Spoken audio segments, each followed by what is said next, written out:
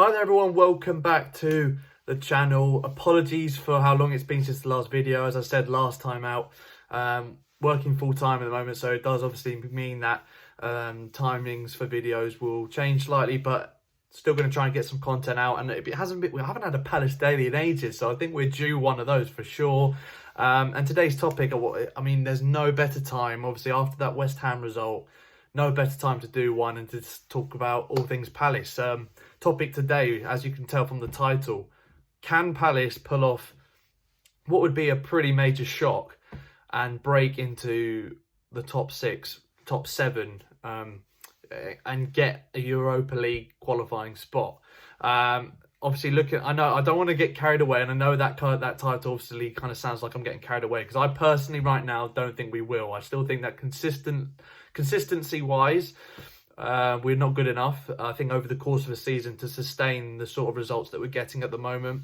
And I also think squad depth, especially in crucial areas like up front, probably on the wings as well, we're not good enough in those departments in terms of squad depth to sustain these, again, to sustain the results and to finish in there or thereabouts at the end of the season. But that being said, look at the results that we have had. Obviously, on a 3-game unbeaten run in the league, 2 wins and a draw, should be 3 wins. Obviously, that Wolves result was a letdown. We're going into a very tough run of games, and you've got to think the next 5 games will be, if we get 1 win out of those, obviously Leicester game probably being the one you target out of all of them. But again, that being said, since we came up in 2013, we've beaten one of the so-called, top 6.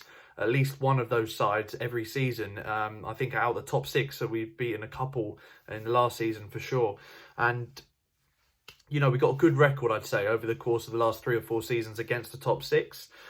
Teams like Arsenal, obviously, it'll be very hard to go with the Emirates away and get results. So really the question is to you guys, first and foremost, do you think Palace can sustain the form that we're on at the moment? Can we sustain it over, let's say, half a season and see where we're at the halfway point?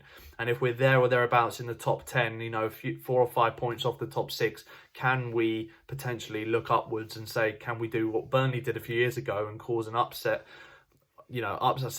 more of a shock, and break into that Europa League qualifying spot? That'd be absolutely insane if we do.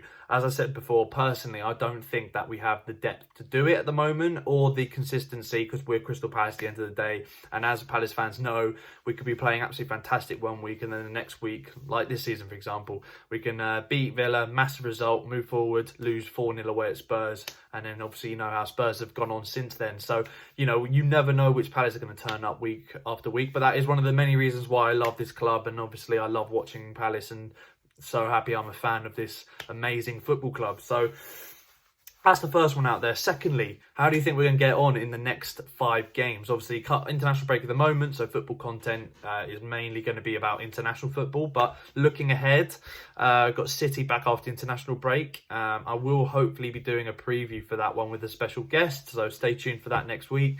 I think that this could be a really massive point in the season already, the next 5 games. I think how we do in those 5 games will sum up, I think, how our ambitions and our goals, and I think how we're going to look as the season progresses in terms of where we should be aiming for. Links back to the top 7 argument I just made. I think that looking, as I said before, we do have a good result against teams in the top 4 especially, and by that I mean we get a win in against at least one of those teams every season. I think our consistency in terms of getting results against the top 4 clubs, both at home and away, over the last 5-6 seasons has been actually pretty good. I think most teams you look at in the bottom half of the table, they struggle to even get a draw against the top 4 teams season after season. For us, we do get some hammerings, don't get me wrong. But then obviously out of the blue, or every now and again, you get a result like City away last year, a few seasons ago, last season, and like, for example, Arsenal away at the end of last season. You get those results with Palace quite regularly, and it's a really pleasant surprise. You get massive days out, away days, and it's just fantastic. And as I said, the next 5 games are going to be massive for Palace in terms of, adjusting where our sights should be set, in my opinion. And as I said, I do think we're probably going to come away with it with 1 win, maybe 2 if we're lucky.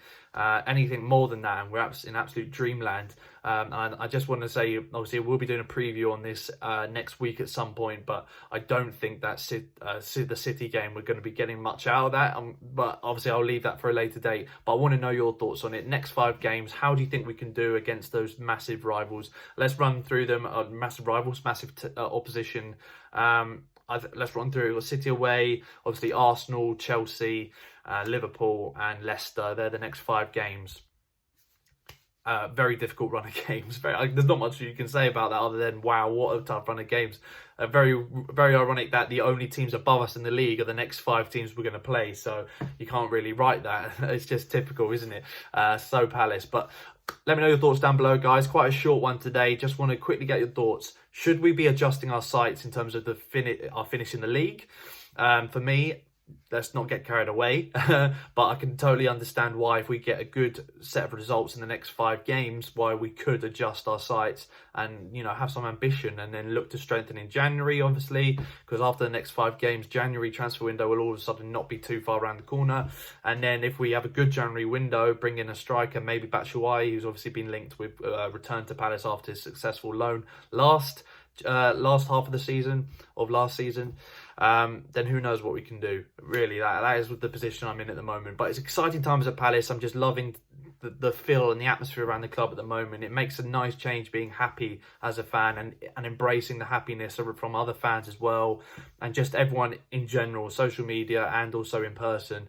We're just happy at the moment, and it's very nice, very good feeling, because so many times in previous seasons you just want to slit your wrists watching Palace at times. God. Thank you guys so much for watching. Comment your thoughts down below. These 2 topics we mentioned today kind of go hand in hand. Love to know your thoughts as always. And if you're new to the channel, please subscribe down below. I always try and put up as much Palace content as I can. And I will touch on other teams as well. I think my review of the West Ham game is a good example. That I think I gave a decent review as well of how I thought West Ham played and their approach to the game. Obviously, it came out second best at the end of the day. But I tried to be as... obviously, I'm a Palace fan, so there is going to be some bias, and it's a Palace channel, so it will be mainly Palace I talk about. But when I talk about other teams, I try and be obviously respectful and really try and look at it at a neutral point of view when I'm addressing another team, apart from Brighton. But anyway, guys, thank you guys so much for watching. Like, share, subscribe. See you guys next time.